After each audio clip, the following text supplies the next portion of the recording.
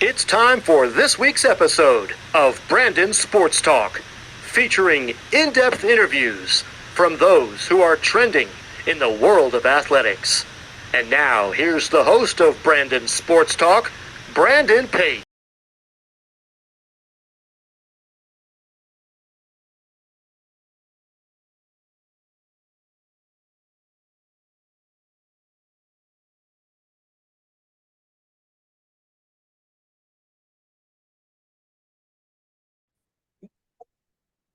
Welcome back to Brandon Sports Talk. In today's episode, I have the privilege to interview the Furman's assistant women's basketball coach, Coach Ashley Johnson. How are you doing today? I'm doing great. How are you? I'm doing good. Can you talk about how you knew that you wanted to start coaching in college basketball? Yeah, it's actually funny because I didn't know that I wanted to coach. After graduating from undergrad, I got my MBA at LSU, and I was like, I'm going to go to corporate America, work, that kind of career path. But after a couple of years, being, I guess, in a corporate job, I got a chance to coach a little bit of AAU, and it was just like, I was really missing being around the game of basketball. And so I was able to return home, coach a little bit of high school, and then, that opportunity presented itself for me to go to UCF where I could work in college coaching. Of course, what was it like going to LSU and getting to play for them?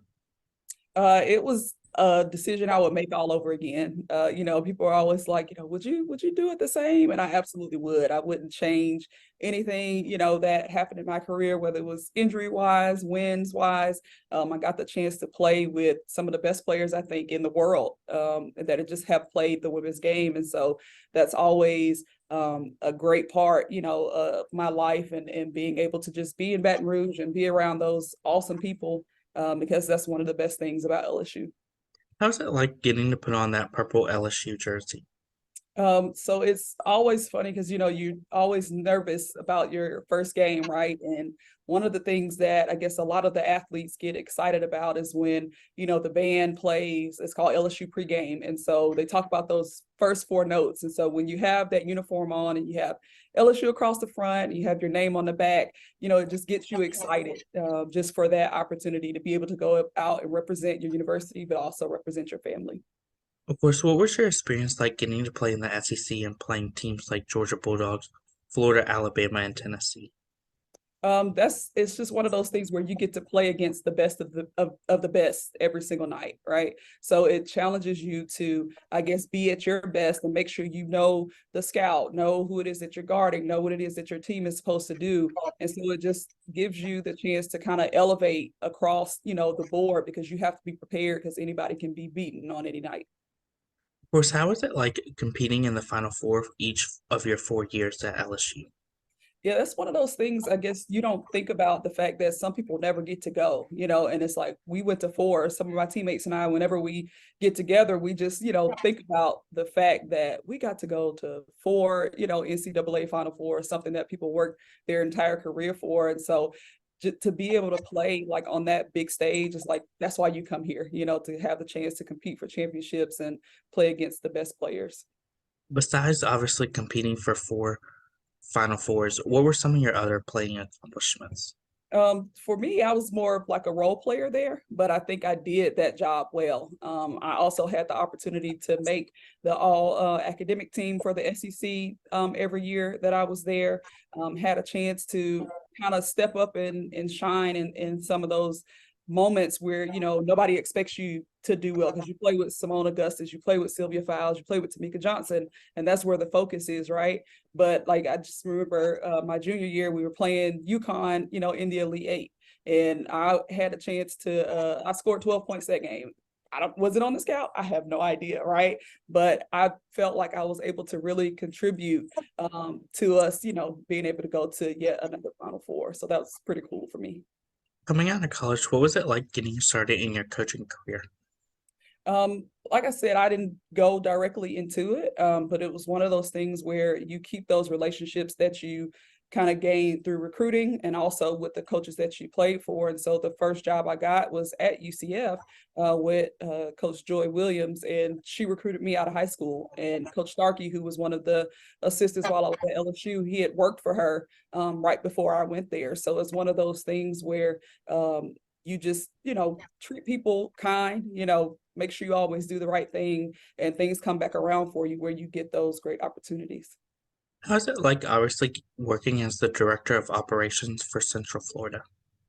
So my title there was actually Director of Program Development. I don't know if I could be a DOBO. That's it's a very, very difficult job. They have to, manage everything. But to get there, it gave me an opportunity to kind of get my feet wet in an industry that I had not worked in before.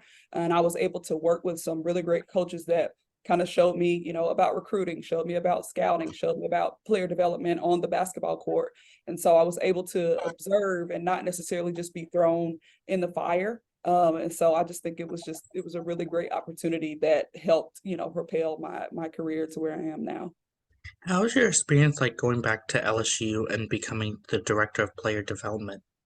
That was really cool for me. I just remember when Coach Nikki called me, back to tell me I got the job. I probably cried, a little bit, because it's one of those things that, like, that's a second home for me. And to be able to go back and give, to those young ladies the knowledge that I gained while I was there, and just have the opportunity just to be, back on the floor and see all the things that have occurred, since the time that I have been there, based on a lot of the hard work that we put in. That was also pretty cool.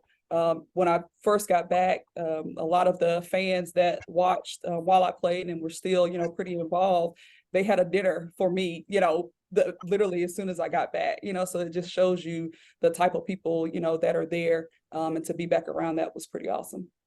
How was your experience like getting your first full-time assistant coaching job? It was pretty cool because it was one of those things that came back to relationships. My senior year at LSU, I got a chance to play for Van Chancellor, and the head coach at Winthrop, Coach Cook. He worked for him while they were with the Houston Comets. So it was one of those things where it's like, hey, she's looking for a job. It got, a person I think that would be good for you. And so it was just, I was excited to be able to be on the floor. I feel like I had, learned a lot while I was at UCF, and still learned a lot more even while I was at Winthrop. So it was pretty cool. How was your experience like getting to come to Furman to become the assistant coach? That was another time where when Coach Carson called, I was just like, I was so excited, to get that job, because I wanted to be back on the floor, and just, how you kind of watch people from afar, just watching how she operates just within the industry, and watching how, she runs her program. It's pretty cool for me to be able to come here and learn, from her how she does things, because she's done it for quite some time. And then to have the opportunity to work for a Black female and watch how she kind of navigates through a lot of the different barriers that we, have to overcome. I feel like I kind of get that firsthand look at what, my career could potentially be. And I get to see that every day. Of course, how has that experience been like, obviously learning under Coach Carson? Mhm. It's been great. She was also a post coach. So, and that's the position that I coach here. And so a lot of times, when we have workouts and position splits and things like that, I'm able to grab like that knowledge from her on how she did things and how she was able to make the players that she coached successful. And so I kind of, I guess, partner that with the things that I learned as a player at LSU under Coach Starkey, who I think is one of the best post coaches as well. Kind of put those two together and just work really hard to help make our players better. How have you helped obviously build the Furman's women's basketball program? I think Coach Carson, she had already done a great job of setting the foundation of that culture. And so being able to walk into a situation where the values align with your own values, it just made it an easy transition for me. And then just being a part of a staff that kind of has that winning edge, because we, all competed really well. I think that's one of the things that also continue to add to the program as well. Who are some of the teams that you play for Furman? We play in the Southern Conference, so we play like Mercer, ETSU, Western Carolina, Greensboro. Who else am I leaving out? Samford, Wofford. I'm probably leaving somebody out, but it's schools right here in our area. Of course, what is that like getting to play some of those teams like Appalachian State and Coastal Carolina? We only since I've only been here a year and going into my second year, so we only scrimmaged Appalachian State and then Coastal. We play them this year, so I haven't had a chance to play against them yet. And so just looking forward to the opportunity to just always compete, because I know these players and coaches, they put a lot of hard work into being really great teams, and just having that chance to go out and play the game, because you never know when those opportunities, might be taken away. So you just cherish each moment that you have. Of course, as an assistant coach, what does a typical game day look like for you? For me, like, so we usually get into the office about 9:15. And so if it's like my scout, I'm just going back over, what I prepared to make sure I have everything correct when we go, out on the floor that one last time for shoot around. But we'll have a scout quiz before we go down to the floor to have shoot around. And then after that, we'll eat pregame meal, and then we get to go home and kind of rest a little bit, just to kind of the same as the players, where you're kind of, trying to get into game mode, making sure, you have everything together to be able to go out and do your best on at night for the game. What is that feeling like, obviously getting to coach and help coach on the court and get to stand and be on the front row?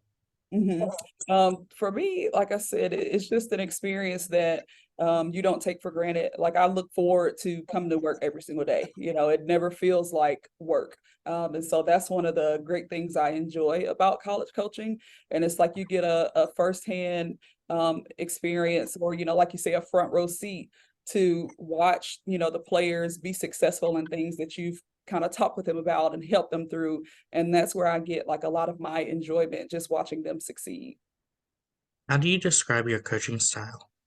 It's funny. My coaching style, I'm pretty reserved, so I don't yell like hardly at all. Like, I tell players, like, I'm going to speak with authority, right? Because we're all going to be respectful of each other. And I just think I just challenge them to be the best that they can be, but I'm going to love them just as hard. If I see that they're down, I'm, hey, what's going on today? Like, how are you feeling? Just always checking in, because the mental health part is just huge in our game right now, and just wanting to make sure they're good on and off the court, because you can't perform if there are a lot of, other things going on outside of it. And so I consider myself a pretty steady person. So they know, who's going to show up for them every single day. What does the recruitment process look like for those prospective student athletes? So at Furman, with it being a high academic school, the first thing that we look at is grades. I mean, the moment we start recruiting a student is, hey, can you send me your transcript? So admissions can check to see, can they be admitted into Furman. And then after that, it's just really about, the relationship building, because once we've identified that they can play, for us and also get into school, that's just the process that you go through of making sure that you're both a culture fit for each other. So that's just kind of how it goes for us. What do you look at in those prospective student athletes when on the road? So I guess one of the main things, you kind of watch them off the floor, one, right? How do they interact with their teammates? How are they treating their parents? How do they, interact with the coach? And then also on the floor, how do they, take criticism? Do they compete every single possession? Are they taking, plays off? And obviously you want them to be able to, shoot, dribble, pass, those skills that you need in the game of basketball. But I think it's like those intangibles that separate the great players from the good ones. What does the official visit look like for prospective student athletes coming to Furman? So we typically, like we say, academics are important. And obviously the players that we recruit, we want them to be able to do both well, academics and basketball. So we try to make sure that we show them, all that Furman has to offer with, they get a campus tour. We try to have them meet with our academic person or a professor as well. And then obviously we try to have them spend some time with the team. And if they're able to come and watch a practice, it allows them to see, how we operate day in and day out. And they, you get what you get. We're gonna show you who we are. There's, not gonna be anything that you won't expect. As an assistant coach, was it like obviously seeing those prospective student athletes when they do come on campus and get to put on that purple jersey for the first time? I think it's pretty cool for them. That's like one of the big things now for student athletes is, they get to do, the photo shoots and all that just to kind of see themselves here at Furman. So I think that's always a good moment for them and for their family to see what could be. As an assistant coach, what is it like obviously seeing those freshmen blossom into seniors and go on to do amazing things?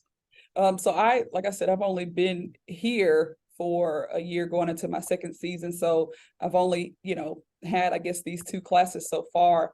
But just to watch just the maturity from 1 year to the next is always a huge jump because as a freshman, you don't know what you don't know. You're just kind of coming in, you're trying to do your best.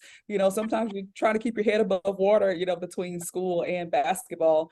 So like I said, when they get, those little successes, that's always exciting for me to just watch them, get something. That's always pretty awesome. Of course, what is it going to feel like, obviously, to see those Furman athletes go on and play in the WNBA or even professional basketball overseas? We actually Tierra Hodges only got to coach her for a year, but she's now gone to play in Finland, and so I think it was her first game of the regular season.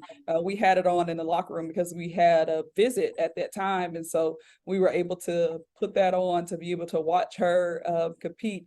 And she went out and she just did what she always does. So that was pretty cool to watch that her game just translate to the international game, and not lose, I guess, a step. So that was pretty cool. What advice would you give those high school athletes looking to become college women's basketball players?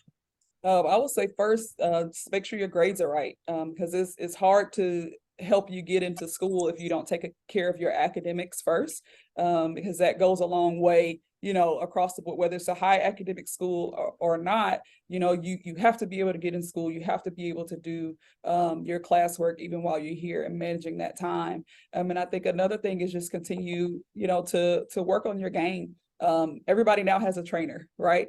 And just making sure that when you're working with those trainers or those coaches that you're doing game-like things that will translate to the college game. And so it's just where you just stay steady, stay focused, and just continue to work in all areas. What advice would you give those college athletes looking to go play professionally, whether it's Athletes Unlimited, the Mhm. WNBA, or even overseas? I think the main thing, it's funny when Tierra was looking to go play overseas.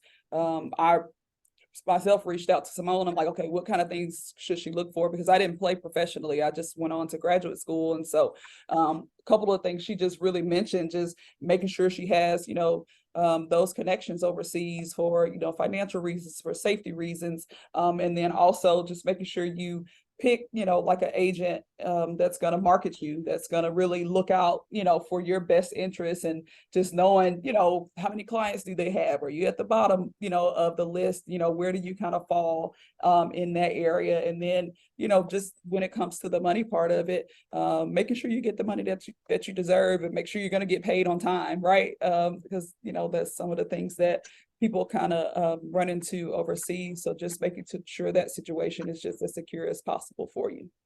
What advice would you give those people that are looking to get into college coaching just like how you have? But I think it's really about the relationships, and it's one, I can't remember who it was that said it at probably a session that I listened to at the Final Four, but they said it's not about who you know, it's about who knows you. And so you're building those relationships, but you also have to make sure those are genuine relationships where your name comes up, in people's minds when they're asking, okay, who can I hire for this? Because you've, put in the genuine work to actually progress in the industry. That's great advice. Where can my listeners find you at on social media along with the Furman's women's basketball program at? You can follow Furman on both Instagram and Twitter. Is Furman WBB. And then my Instagram and Twitter are _ Coach Johnson 54.